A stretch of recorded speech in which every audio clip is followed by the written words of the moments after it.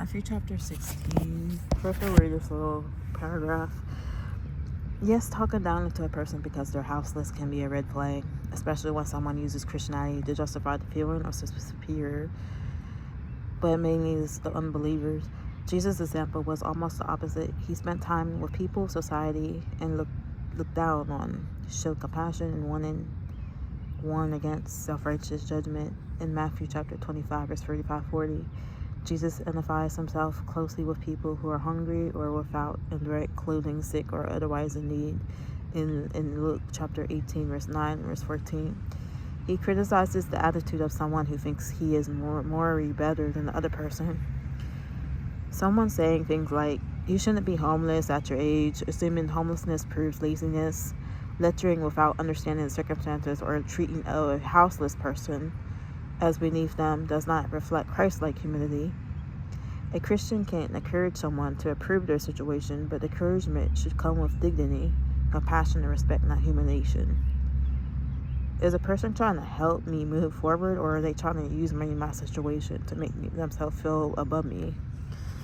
So go to Matthew chapter 16. One day, the Pharisees and Sadducees came to test Jesus in the manner that he showed them a miracle sign from heaven to prove of his authority. He replied, "You know the saying, the red sky at night means fair weather tomorrow, and red sky in the morning means fall weather all day. You know how to interpret the weather signs in the sky, but you don't know how to interpret the signs of the times. Only evil, adulterous generation would demand a miracle sign, but the only sign I will give them is the sign of the prophet Jonah." Then Jesus left them and went away.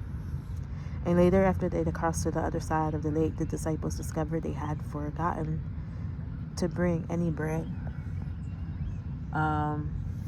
He said, "Watch out," Jesus warned them. "Beware of the yeast of the Pharisees and Sadducees."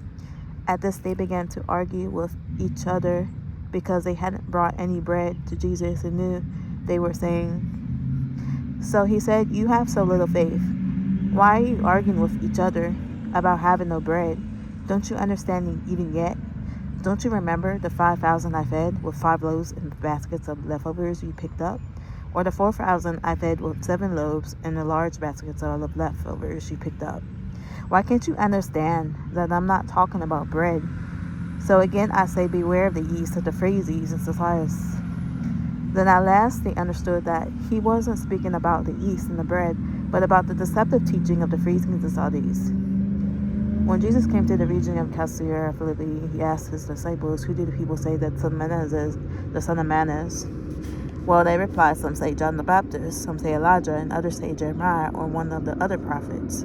Then he asked them, "But who do you say I am?" And then Simon Peter answered, "You are the Messiah, the Son of the living God." And then Jesus replied, "You are blessed, Simon, son of John, because my Father in heaven has revealed this to you. You do not need to learn this from any human being. And now I say to you that you are Peter, which means the rock. And upon this rock I will build my church, and all the powers of hell will not conquer it. And I will give you the keys of the kingdom of heaven. Whatever you forbid on earth will be forbidden in heaven, and whatever you permit on earth will be permitted in heaven." Then he sternly warned the disciples not to tell anyone that he is the Messiah. And now the Matthew chapter 16, verse 21, the last verse. From then on, Jesus began to tell his disciples plainly that it is necessary for him to go to Jerusalem, that he would suffer for many terrible things at the hands of the elders, the leading priests, and the teachers of the religious law. He would be killed, but on the 3rd day he would be raised from the dead. But Peter took aside and began to remind him for saying such things. "Heaven forbid, Lord," he said. "This will never happen to you." And then Jesus turned to Peter and said, "Get away from me, Satan. You are a dangerous trap to me.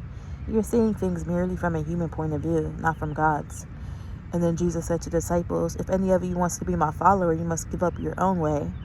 Give up your own way of the way you're living, in the contrary to the God's word, and take up your cross." Means to follow God's way.